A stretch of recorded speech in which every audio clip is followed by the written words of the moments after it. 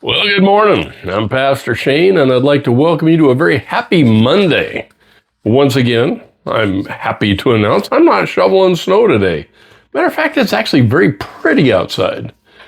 No snow. There's no frost on my pickup. It's amazing. I've been blessed. Okay, we are continuing our discussion on what makes God smile. What makes God smile? So we've actually talked about loving him more than anything else. We talked about trusting him, faith. We talked about obeying him wholeheartedly. We talked about doing his purpose, his will, what he wants us to do. And then we talked about doing what is right. Where did we get that from? Micah chapter 6 and verse 8. I love this verse. It says, "O people, the Lord has told you what is good and what he requires of you, to do what is right, to love mercy, and to walk humbly with your God." Three things. So I think Micah 6:8 is one of those rare verses that feels like God is kind of pulling back the curtain saying, let me make this simple for you. I'm going to put this on the bottom shelf so you get it. All right? Let me read it one more time. "O people, the Lord's told you what is good." You should write that down. "And this is what he requires of you, to do what is right, to love mercy, and to walk humbly with your God." So this kind of cuts through all the noise, the rituals, the religious ceremonies, and brings us back to the heart of what a life with God is supposed to look like, okay? So what is mercy? That's what we're talking about today. To mercy is not getting what you deserved, all right? If when you were a kid, if you were wrestling with somebody and they got the best of you, you would have to call mercy.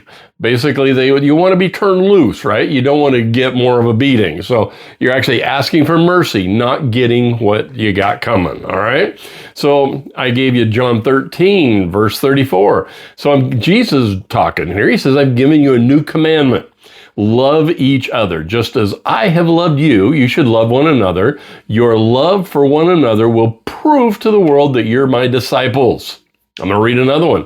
Ephesians chapter 6, verse 32 says, "Be kind to one another, tenderhearted, forgiving one another, just as God through Christ Jesus has forgiven you." Wow. Boy, you talk about raising the bar, okay? So, the life application. We shouldn't judge others that are suffering. Instead, we should try to meet their needs, extend a hand, lift them up, restore them. So, mercy. This is the one word that challenges everything. The Pharisees, the religious leaders of Jesus' day, they had like no mercy. None. Matter of fact, they ruled with an iron fist.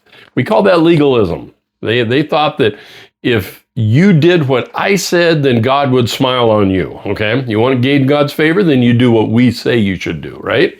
So mercy is a natural overflowing from your heart that remembers how deeply God has been merciful to you. Remember, we just read Ephesians 4:32, where it says, you live exactly like Jesus Christ has lived. You forgive like Jesus Christ forgave you.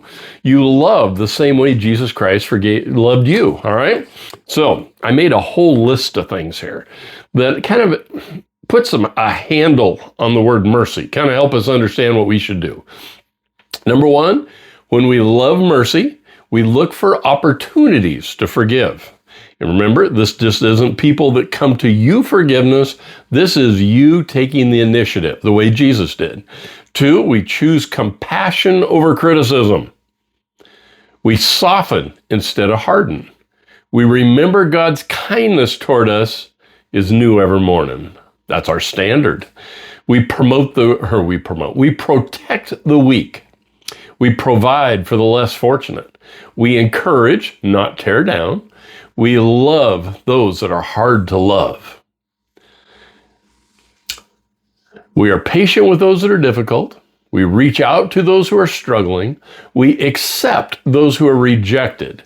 We would rather love than be right. Man, I should have stuck with that one, huh? We would rather love than be right. Listen, mercy is not weakness. Mercy is strength to treat others the way that God has treated you. God bless you. Have a great Monday.